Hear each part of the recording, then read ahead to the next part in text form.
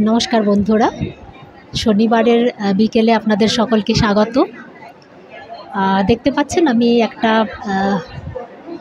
Get together মনে হচ্ছে আপনাদের, কিন্তু এটা একটা লজ যেখানে একটা নিখিলবঙ্গ শিক্ষক সমিতির একটা কম্পিটিশনের আয়োজন করা হয়েছে, যেখানে স্কুল ছাত্রছাত্রীদের বিভিন্ন স্কুলের ছাত্রছাত্রীদের নিয়ে এই কম্পিটিশানটা হচ্ছে।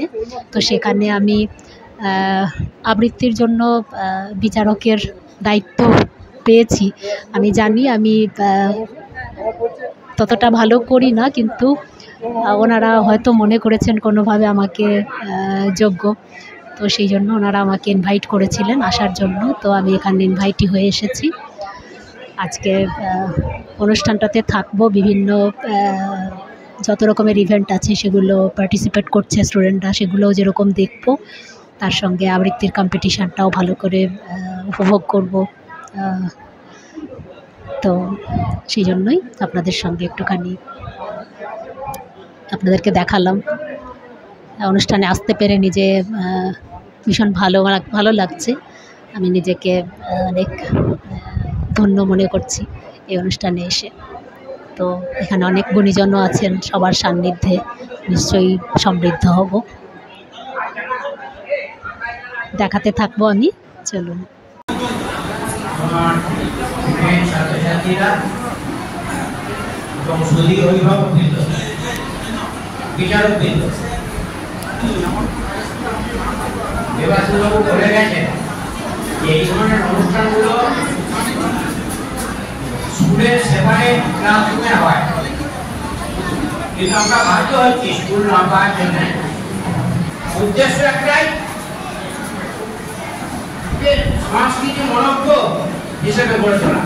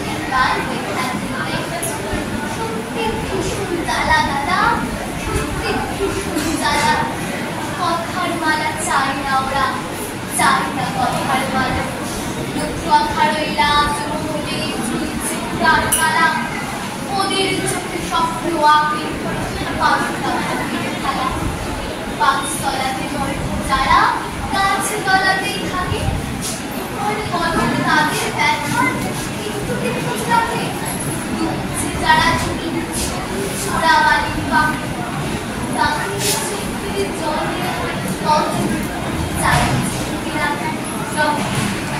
অনিমিতা সরকার, জোরে হাততালি। দ্বিতীয় রিংলে দ্বিতীয় ঐশী পাল। আচ্ছা, দ্বিতীয় ক বিভাগ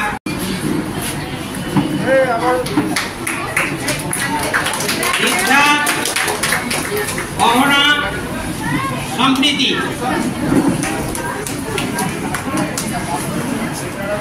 দ্বিতীয় হচ্ছে তৃষা মাঝি, সহজপুর উচ্চ বালিকা বিদ্যালয়। তৃতীয় হচ্ছে কৃষ্ণা দাস, ছেলেমাদ উচ্চ বিদ্যালয়।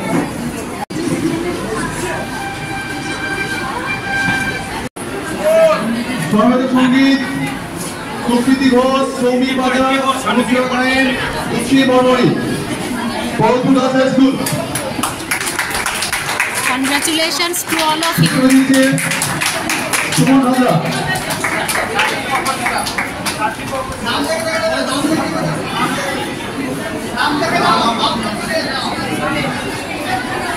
এরপর নৃত্য প্রতিযোগিতা।